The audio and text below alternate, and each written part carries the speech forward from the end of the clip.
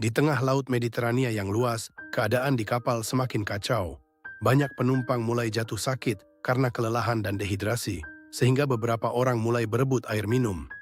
Sedo yang menjadi kapten kapal berusaha keras menenangkan semua orang. Ia terus berkata kepada para penumpang agar tetap tenang dan tidak panik. "Tenanglah, kita pasti selamat. Yakinlah Allah bersama kita." Di saat yang sama, wanita hamil yang sebelumnya kesakitan akhirnya benar-benar akan melahirkan. Beberapa saat kemudian, terdengar tangisan bayi. Bayi itu akhirnya lahir dengan selamat di atas kapal. Mendengar tangisan bayi tersebut, semua penumpang merasa sedikit lega.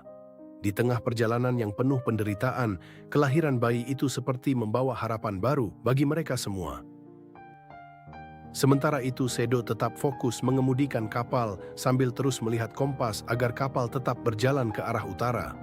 Beberapa waktu kemudian, dari kejauhan mulai terlihat garis daratan. Ternyata benar, daratan Italia akhirnya terlihat. Semua orang langsung bersorak kegirangan. Mereka tidak menyangka setelah perjalanan yang begitu berat, akhirnya bisa melihat tujuan mereka. Namun kebahagiaan itu tidak berlangsung lama. Tak lama kemudian, sebuah helikopter polisi Italia datang mendekati kapal mereka. Helikopter itu terbang rendah di atas kapal, dan seorang petugas bertanya dengan pengeras suara, "Siapa kapten kapal ini?" Dengan mata yang mulai berkaca-kaca dan berteriak dengan suara keras, Aku kaptennya."